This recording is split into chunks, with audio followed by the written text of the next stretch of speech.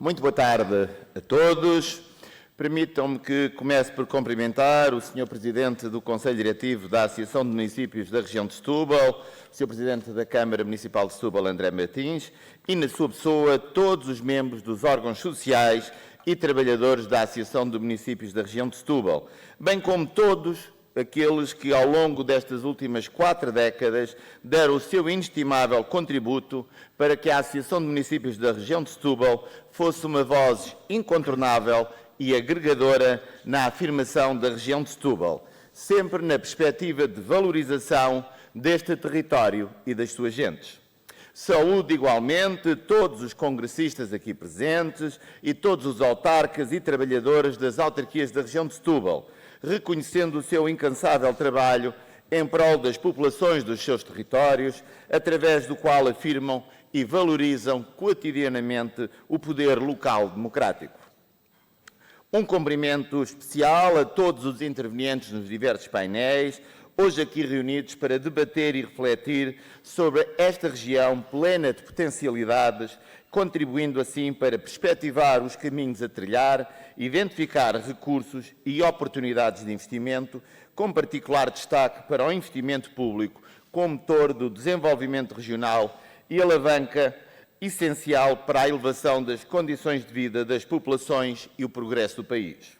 Cumprimento ainda todas as instituições aqui presentes ou representadas, que a vossa presença faz jus ao lema deste Congresso: agregar vontades, construir o futuro.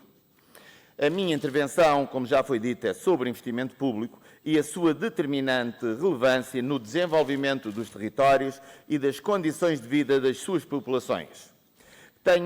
Faço esta intervenção com a convicção de que o aumento do investimento público e a garantia da sua execução é um fator essencial para capacitar a nossa região e o país para responder às exigências e dificuldades atuais.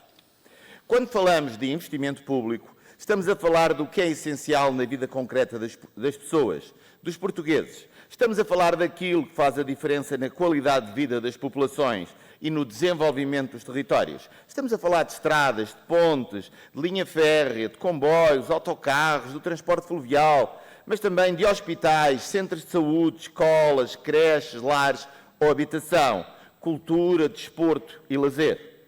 É do investimento público que resultam os serviços públicos reforçados e capazes de responder às necessidades das pessoas, mas é também do investimento público que resulta o desenvolvimento da nossa economia e o cabal aproveitamento das potencialidades regionais. É sem dúvida que só com o investimento público haverá uma resposta pública a suprir as necessidades mais essenciais da população, porque o investimento público não tem o sofisma do lucro e pode, assim, garantir uma resposta para todos os que dela necessitam. O investimento público é, sem dúvida, o motor da economia. E a experiência diz-nos que, quando há uma redução do investimento público, estamos perante uma situação de regressão ou estagnação económica. Pelo contrário, quando aumenta o investimento público, particularmente em infraestruturas, estamos a promover o crescimento económico. Os efeitos do investimento público na economia foi estudado pelos professores Alfredo Marvão Pereira e Jorge András, nos seus livros Os Investimentos Públicos em Portugal ou o Impacto do Investimento Público na Economia Portuguesa, e estes professores concluíram que, por cada milhão de euros de investimento público, o investimento privado cresce 8,12 milhões de euros e são criados 230 novos postos de trabalho e o produto aumenta em cerca de 9,54 milhões de euros. Através de um estudo como foi feito por estes economistas, que se pode, sem dúvida, concluir, mas também pela nossa prática, que o investimento público é uma medida de fulcral importância para a dinamização da economia e para a promoção da qualidade de vida das populações, porque ele tem um efeito multiplicador na economia. Por isso, temos que apostar no investimento público em infraestruturas, como já disse anteriormente, para se conseguir, sem dúvida, o crescimento económico.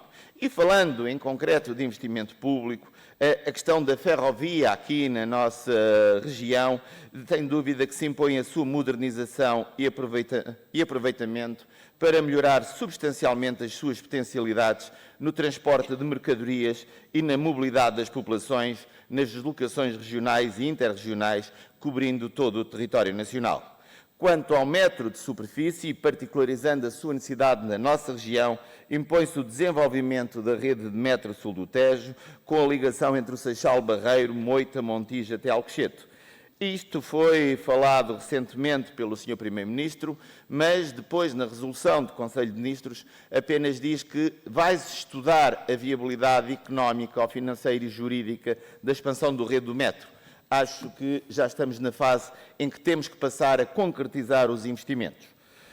Até porque já se viu que o metro sul do Tejo é, sem dúvida, no Arco Ribeirinho Sul, o meio de transporte mais eficaz para ligar as populações dos vários concelhos.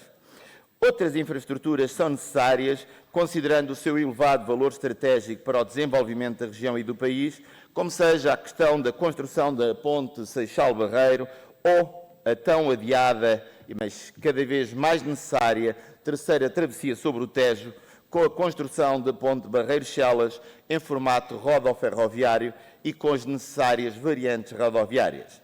A ponte Barreiros-Chelas, sucessivamente adiada pelos governos do PS e do PSD, é indubitavelmente um investimento estruturante para o desenvolvimento da Península de Setúbal, essencial para desbloquear a mobilidade de pessoas e bens entre a margem norte e o sul do Rio Tejo e fator determinante para a coesão territorial, criação de empregos e pleno aproveitamento das potencialidades produtivas existentes na região.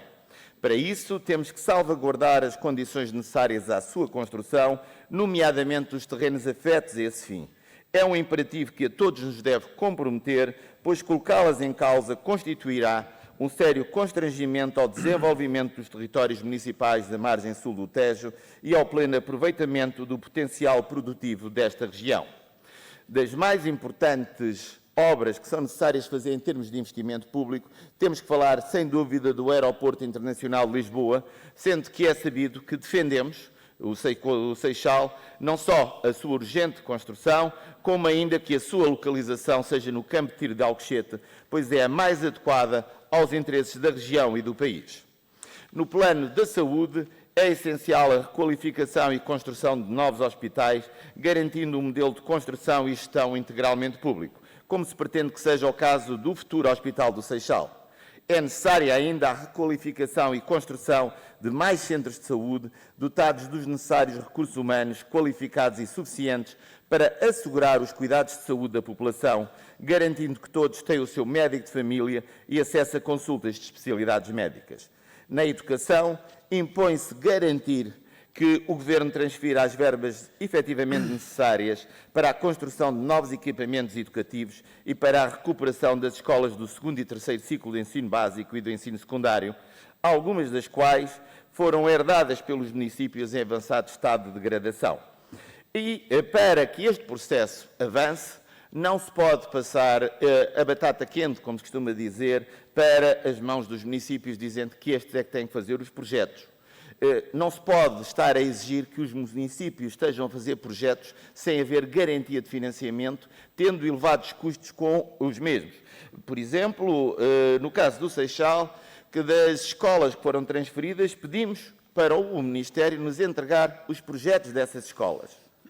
Dizem que não enviaram nenhuns. Mas a Ministra da Coesão Territorial, ainda recentemente no seminário da Associação Nacional de Municípios Portugueses, disse que os autarcas tinham que fazer os projetos para a requalificação destas escolas, bem como, mesmo as escolas que não estivessem mapeadas, mas que as câmaras considerassem que eram indispensáveis, também deviam de fazer os projetos para essas escolas. E ainda para as escolas que entendam as autarquias que são necessárias construir. Ora, no Concelho do Seixal temos 6 escolas mapeadas, mais 5 escolas que não estão mapeadas, mas que estão a necessitar de obras de requalificação urgente, mais 2 novas escolas que são necessárias. Estamos a falar de 13 projetos, cada um deles com custos à volta dos 400 mil, porque é necessário o projeto de execução e para se poder candidatar, agora inventou-se o termo da maturidade do projeto, ou seja, tem que estar todo pronto para arrancar.